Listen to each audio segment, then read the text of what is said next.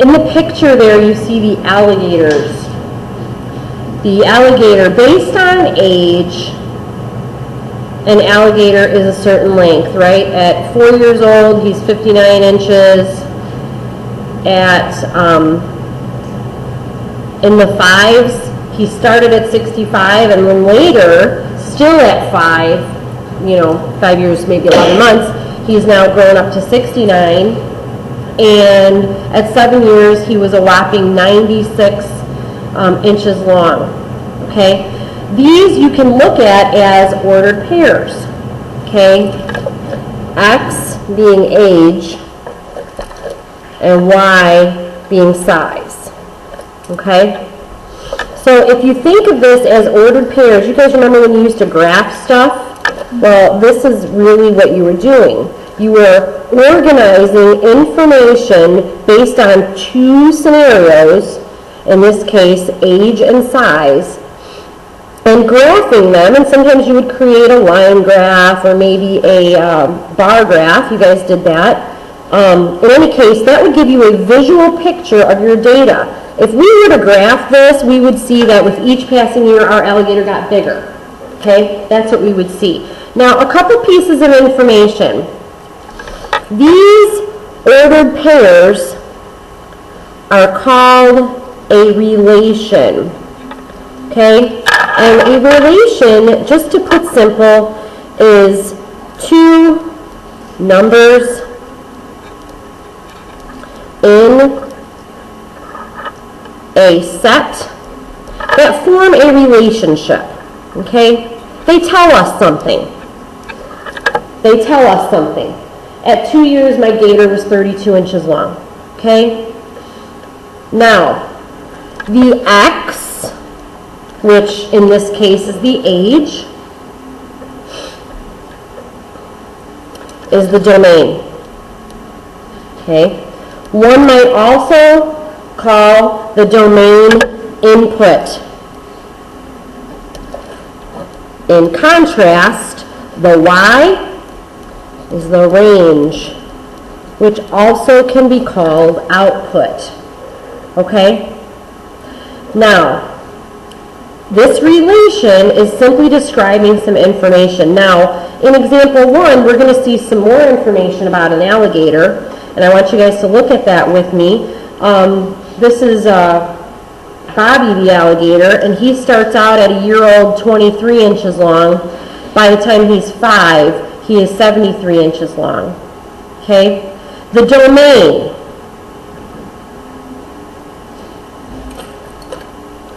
The domain for the above is 2, 4, 5, 5, and 7. You guys see that? Part A asks for the domain for the above. Now, they didn't list the 5 twice because if you list it once, it accounts for the fact that it's there. Okay? If you list it once, that accounts for them to be there.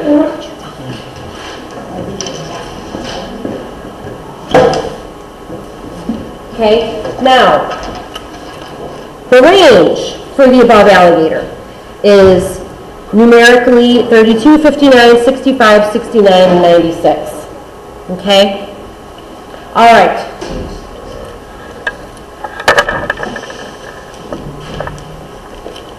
Okay. In contrast, Bob the alligator's range is 1, 2, 3, 4, and 5. I'm sorry, his domain. And his range is 23, 36, 47, 61, and 73. Okay? Okay? So, if we look at the checkpoint, and I'm just going to do checkpoint 2 really quick. If I give you some ordered pairs, such as these,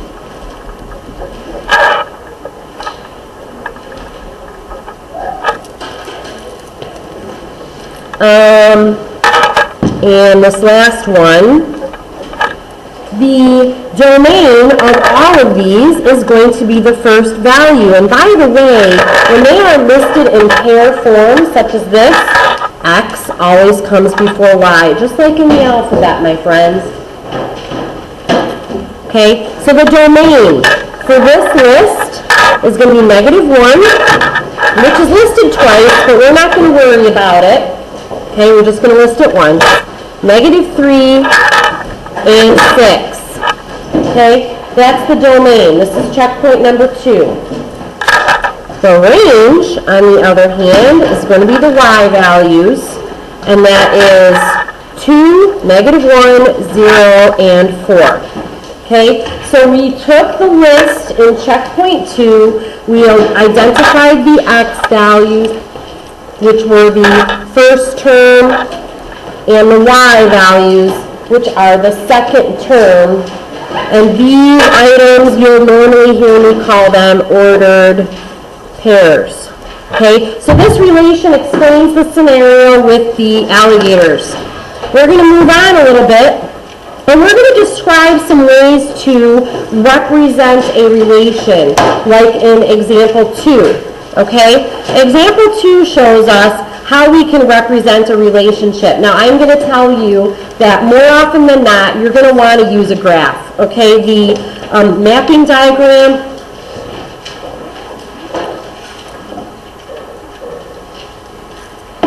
Sorry, the mapping diagram is just not very convenient, whereas the graph always works. Okay, so I'm going to go ahead and do that one with you really quick as we continue here.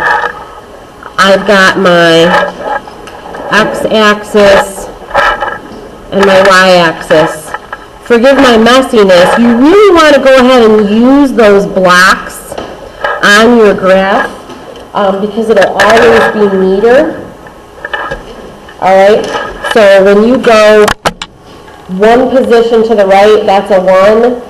One position to the left is a negative 1. One position up is 1. One position down is negative 1. I don't actually need the negative. That's why I didn't even continue my graph. I left it right there. Okay, so example 2 says graph this relation. Represent it. I'm going to say graph it. Okay. The first one is negative 1, 1. So, left negative 1, up 1. Okay, does everybody see that? The second term, this is in example 2, it says represent the relation. 2, 0. So, right 2, up 0. Since we don't go up at all, it stays right on the axis. Third one is over 3, up 1. So over 3, up 1. Okay. Fourth, we have 3, 2, over 3, up 2. And fifth, I have 4, 5.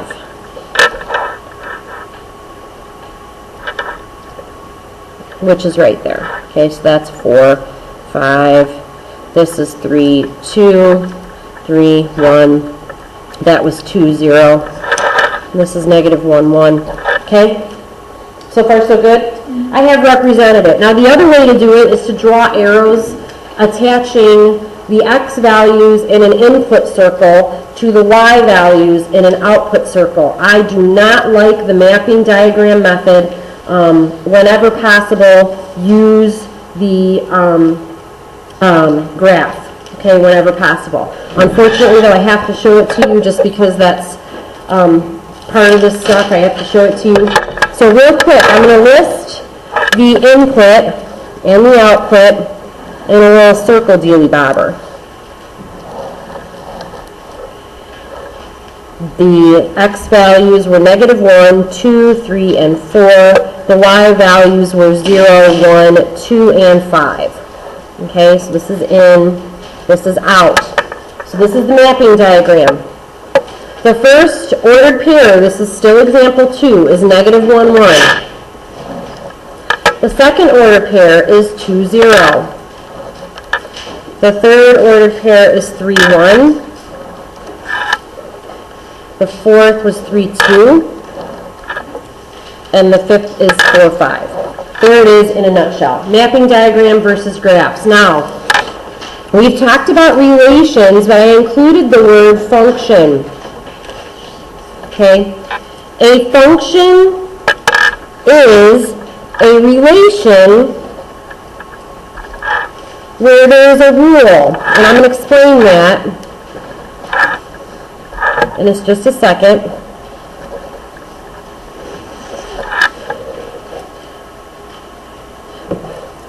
matching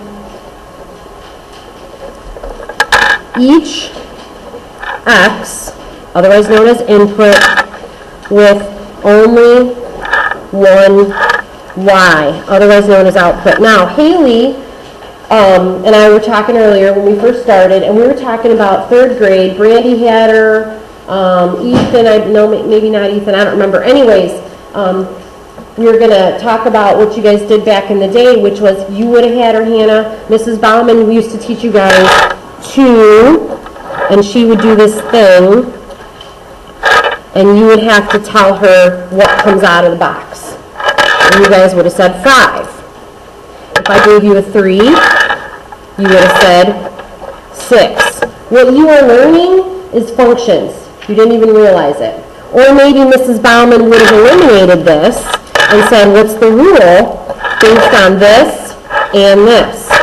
And you would say the rule, Mrs. Myers, is +3, or Mrs. Bauman. That was back in 3rd grade. You guys learned that. Now, a function is a relation where there's a rule created or being followed where every x has only one y. As long as I'm adding 3 to everything that sits here, the answer in the y column is always going to be different. Okay? If I have 2 being paired with 5 and 2 being paired with 6, then I'm not following a rule. It's kind of an arbitrary situation. Okay? Now, let's look at the alligators again. The first alligator, and I made a point of making an issue out of this. This is the alligator back on page 385. The first alligator at the top of the page, he had, at 2, he was 32 inches long. At 4, he was 59 inches long. At 5, he was 65. And then later, still at 5 years old, he was measured to be 69. At 7, he was 96. Example A is not a relation. Example A is not a function. Okay, it is a relation, but it doesn't follow a set rule where the x is matched with a specific only one y. The 5 is matched with both 65 and 69. Okay? In contrast, B, each x has its own y. 123, 236, 347, 461, 573. Okay? When each x is only listed one time and paired with its own y, it's a function. Okay? The relation is then a function. In contrast, like example A, the first alligator, he is a relation. It's a relationship between numbers, but he's not a function. Okay? Checkpoint 3, look at this with me. Checkpoint 3. 0, 3, 1, 2, 2, negative 1, 4, 4, 5, 4. Relation, it's the relation, but is it a function? Yes or no? Sadie says yes. Why, Sadie? Because each x has one y. Bravo, my dear. In contrast, 4. 4 is not. Because negative 2 is partnered with negative 1, and negative 2 is partnered with negative 4. Okay? So that's a problem. Okay? We're not going to represent it just because I want to move on, make sure we have enough time to get through everything. So we're going to head up to example 4.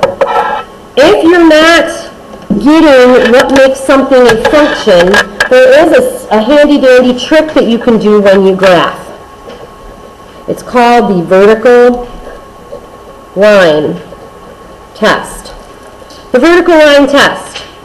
So step 1, graph your relation. And I'm saying graph, not map. Step 2,